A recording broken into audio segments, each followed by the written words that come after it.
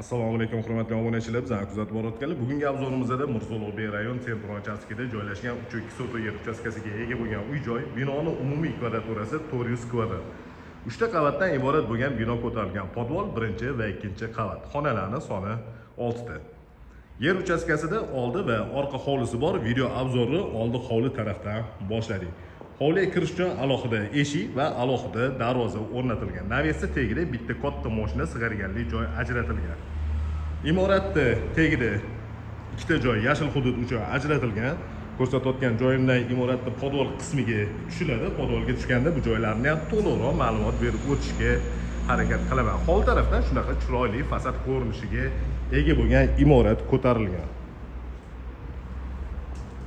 Eshik orqali hovliga kirganimizda o'ng tarafimizda kichikroq joy zelyoniy zona uchun ajratilgan va uni oldida rakvina o'rnatilgan. Endi imoratning ichiga kiramiz, xonalar planirovkasi va remontlari bilan tanishib chiqamiz. Uyga kirganimizda kattagina hol qismi bor. Birinchi qavatda oshxona, zal, mehmonlar uchun ajratilgan yotoqxona va birinchi qavat uchun sanuzel joylashgan. Chap tarafdagi birinchi eshik orqali zalga kiriladi. Zalning razmeri uzunasiga 6,5 metr va eniga 4 metrda tashkil qiladi. Patologlarning balandligi toza hozirgi holati 3 metr 30 santimetrda tashkil qiladi. Sifatli qurilgan va sifatli remontdan chiqqan uy. Har bitta xonada terma regulyatorlari bor. Demak, holdan o'tib to'g'rida oshxonaga kiramiz. O'ng tarafimizda birinchi qavat uchun umumiy sanuzel joylashgan. Bu joyda kattagina oshxona, ya'ni kuxnya stolovoy bo'lyapti. Shu joyda ovqat pishiriladi. Kuxnya garniturlar yasatilgan va Hoffman brendiga tegishli bo'lgan texnikalar bilan jihozlangan. Ko'rsatayotgan joyimda bemalol stol-stullarni qo'yib shu yerda ovqatlansa bo'ladi. Bu joydan orqa hovliga chiqiladi. Demak, tapchani o'rnatish uchun navesi tagida joyi bor. Oldida yozgi oshxona joylashgan. Yozgi oshxonada qozon o'choq, rakvina va gazli plita o'rnatilgan. Yashil zona uchun joylar ajratilgan va hovlining bir chekkasida hovli qismi uchun hojatxona joylashtirilgan. Orqa hovlidan imoratning ko'rinishi. Yaxshi lokatsiyada joylashgan bu joyni ko'pchilik biladi, elitni mahalla. Demak, videoni boshida ko'rsatganimizdek, mana bu joydan yana podvol qismiga tushsa bo'ladi. Imoratning podvol qismida sauna joylashgan, basen joylashgan. Demak, birinchi qavatda joylashgan hojatxona.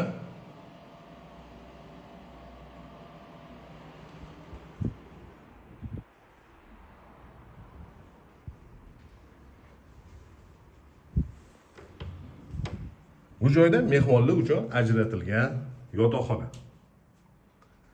Razmeri 4 ga 4.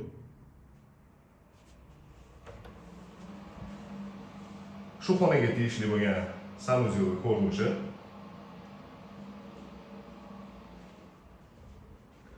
Endi ikkinchi qavatga ko'tarilamiz. Demak, birinchi qavatda hol, oshxona, zal, mehmonlar uchun ajratilgan yotoqxona va ikkita sanuzel bo'ldi. Ikkita sanuzeldan bittasi mehmonlar uchun ajratilgan yotoqxonaning ichida joylashgan va bittasi birinchi qavat uchun umumiy hojatxona. Ikkinchi qavatga ko'tarildik. Ikkinchi qavatda 4 ta yotoqxona joylashgan. Ikkitasi o'ng tarafda va ikkitasi chap tarafda.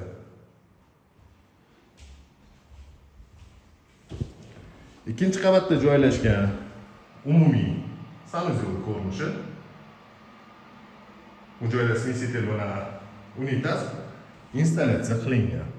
Bolalar uchun ajratilgan yotoqxonaga kirib kelamiz. Bu xonaning razmeri 4 ga 4.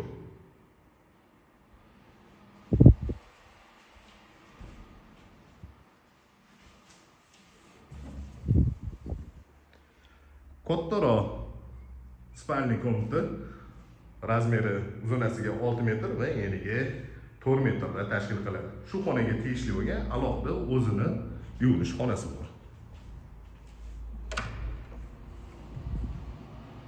Shunaqa ko'rinishdagi sanuzul joylashgan. Shu xonani ro'parasidagi yana bitta kattaroq xonaga kiryapmiz. Bu xonaning ichida ham o'zini yuvinish xonasi bor. Razmeri hozirgi ko'rsatgan xonamiz bilan bir xil.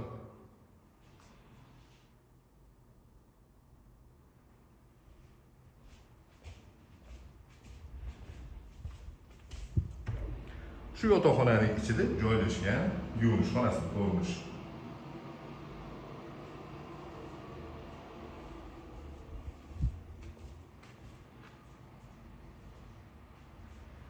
Ikkinchi qavatga ko'tarilganda chap tarafimizda yana bitta xona bor.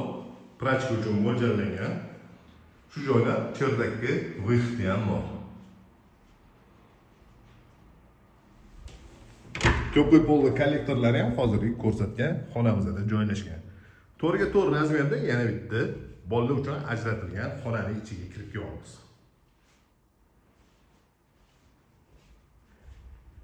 Ikkinchi qavatda 4 ta yotoqxona bo'ldi. Shundan 2 ta yotoqxonaning ichida o'zini alohida yuvinish xonalari joylashgan. Umumiy 3 ta sanuzel, 4 ta yotoqxona. Eslatib o'taman, birinchi qavatda hol, chap tarafdagi ochiq turgan eshigimizda zal bo'lyapti. To'g'rida oshxona, bu joydan hovli qismiga o'tiladi. Uni oldida mehmonlar uchun ajratilgan yotoqxona joylashgan. Imoratda podol qismiga tushamiz. Zinalar tagida podsvetkalari bor. Podolga tushganimizda o'ng tarafda spa zonasi uchun ajratilgan joy. Bu joyda 5 ga 3 razmerda basen joylashgan, chuqurligi 1 metr 70 santimetr va bu xonaga kirganimizda chap tarafimizda finskiy sauna.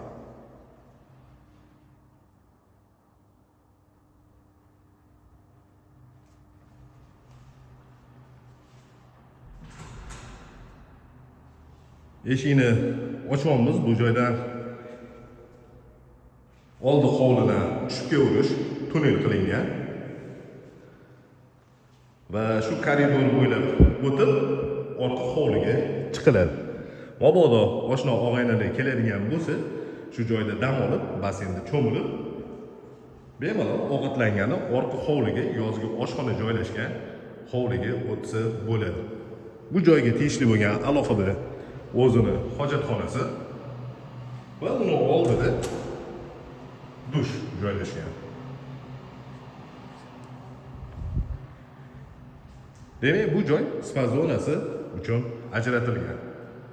Patologlarga ahamiyat beradigan bo'lsangiz, moshina vытяжкалari bilan jihozlangan. Bu joyda yana alohida oyna romi bor. Havoni bemalol aylantirib tursangiz bo'ladi. Basendan chiqayotgan namlik bu xonada saqlanib qolmaydi. Yana bitta xona. Xonaning razmeri uzunasiga 6 metr va eniga 4 metr. Bu joyda televizor o'rnatib, yumshoq mebellarni qo'yib, bemalol dam olib o'tirsanglar bo'ladi.